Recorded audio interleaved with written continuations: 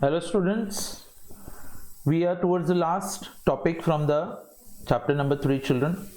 This is something referred to as the green national income. Now so many concepts children we have studied related to national income. We have seen the definition, then we saw the features, importance of national income. Then children we went on to study what are the different concepts of national income जिसके अंदर हमने पढ़ा था GDP, GNP, NDP, NNP. Then we also studied what is called as gross national domestic product or gross domestic product at market price, and then we also have what is called as a factor cost, और फिर national income at constant prices and national income at current prices. और कल हम लोगों ने कुछ concepts भी पढ़े थे, ठीक है. There were concepts which were related to either gross value added. Then children there is something what is known as disposable income. Disposable income would be nothing but your income minus the taxes that are paid to the government. फिर आता है per capita income, that's the total income of the country divided by total population. अच्छा, personal income which will be the addition of all the incomes that is earned by an individual through rent, wages, interest, profit. And then we also got mixed income, transfer payments which are given by the government to the people through pensions, scholarships. Okay. And then we could sometimes we also go to compare the Indian income with America's income. जैसे कि India's income would always be calculated children in terms of rupees, whereas America's income is calculated in terms of dollars. So दोनों को compare करते तो उसको purchasing power parity बोला जाता है. वो कुछ concepts है जो आप read कर सकते हो directly. तो today children we are going to discuss something related to green national income.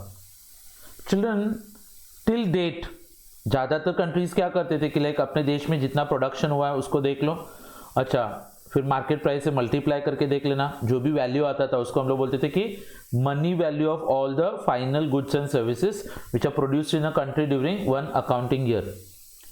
But children over the years when we were making lot of economic development we have caused lot of damages to our environment, the natural system that exist around us. What about that? ऐसे भी तो हो सकता है बच्चों लोग कि हमने प्रोडक्शन इंक्रीज किया तो हमारा जीडीपी बढ़ेगा, यस नो डाउट, लेकिन वो प्रोडक्शन बढ़ाने के लिए हम लोगों ने एनवायरनमेंट में से कितने नेचुरल रिसोर्सेज को डैमेज करा है, खत्म करा है, उसका तो कुछ कैलकुलेशन ही नहीं होता है. So what is green national income children? It is nothing but we refer to it as children double GDP. Okay, और उसको रिफर करते वक्त GDP, it's what? It's the economic growth that takes into consideration the environmental effects on the growth of conventional GDP. मतलब पुराना GDP जो हम लोग calculate करते थे उसके अंदर एनवायरनमेंट के ऊपर हमने कितना डैमेजेस कराया उसको जब आप कंसीडर करोगे तो it will be considered as green GDP. ठीक है.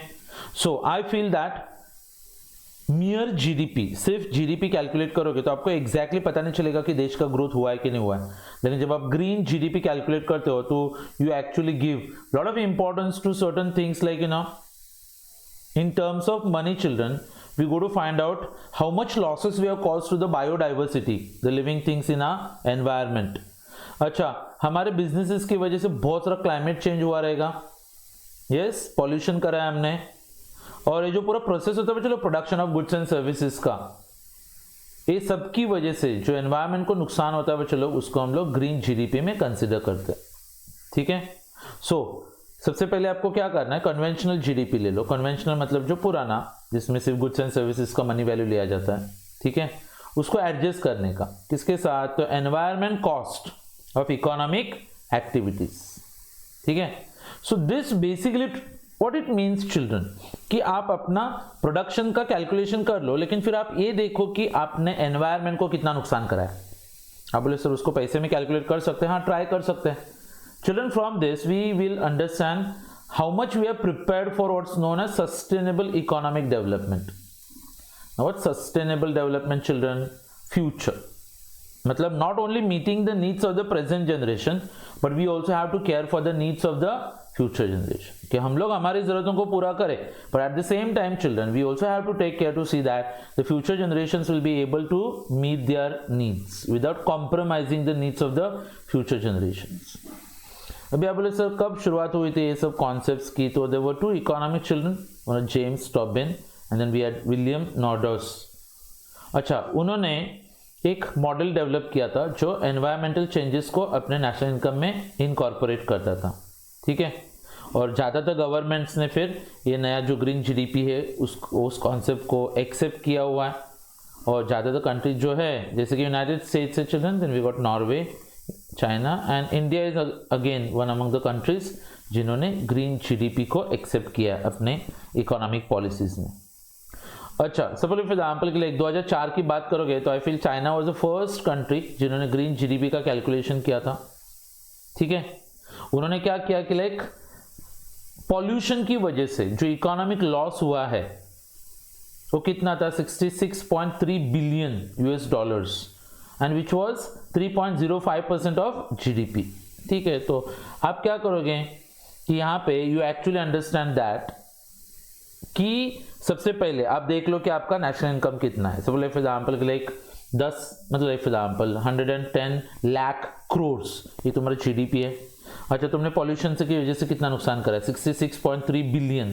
हाँ, तो जीडीपी में से इस वैल्यू को माइनस कर देने का जो बचता है उसको बोला जाता है चलो ग्रीन जीडीपी।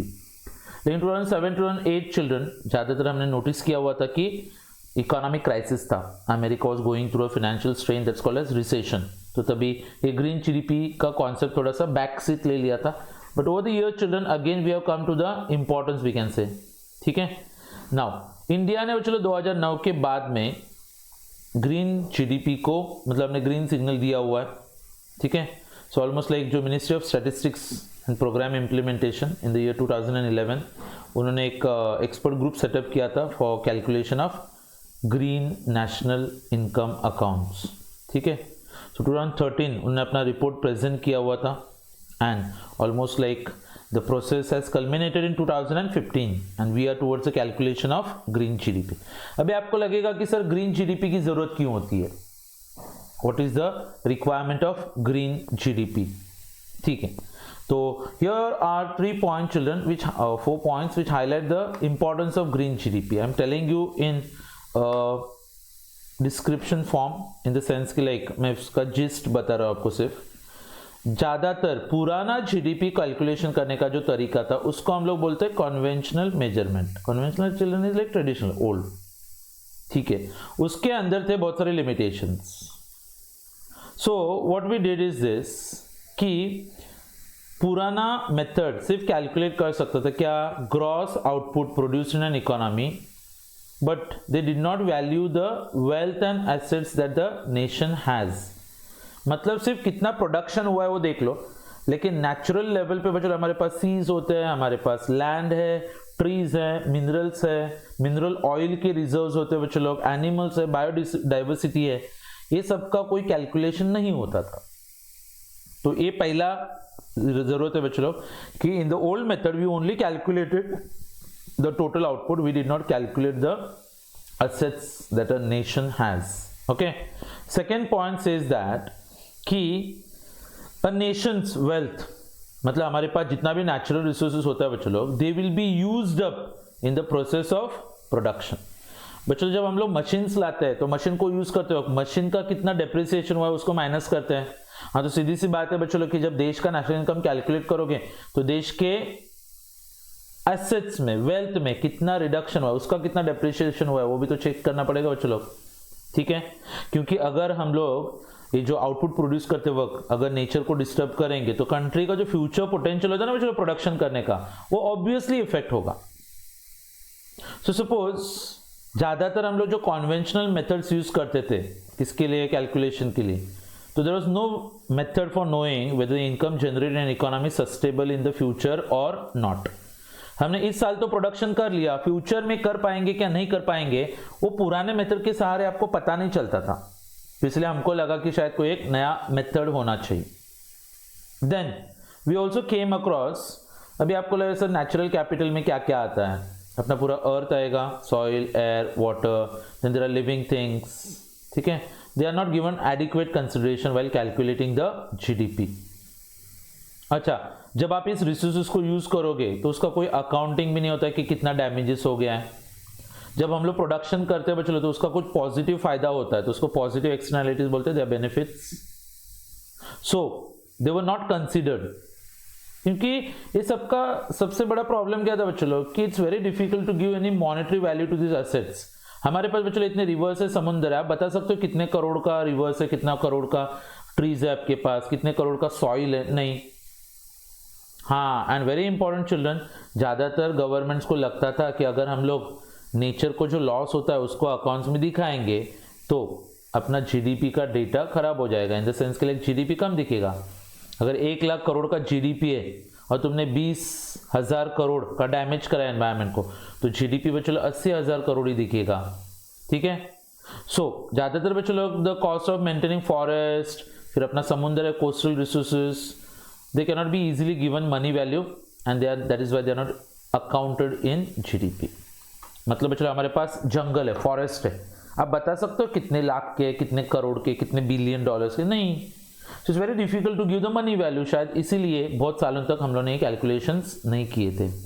ठीक है, अच्छा, fourth requirement which says that कि ज्यादातर गवर्नमेंट्स बच्चों लोग they do not give any importance to the future generations in the process of creating the national wealth. मतलब आज का जनरेशन का देखो, फ्यूचर में क्या होगा उसका तो किसी को पड़ी ही नहीं है।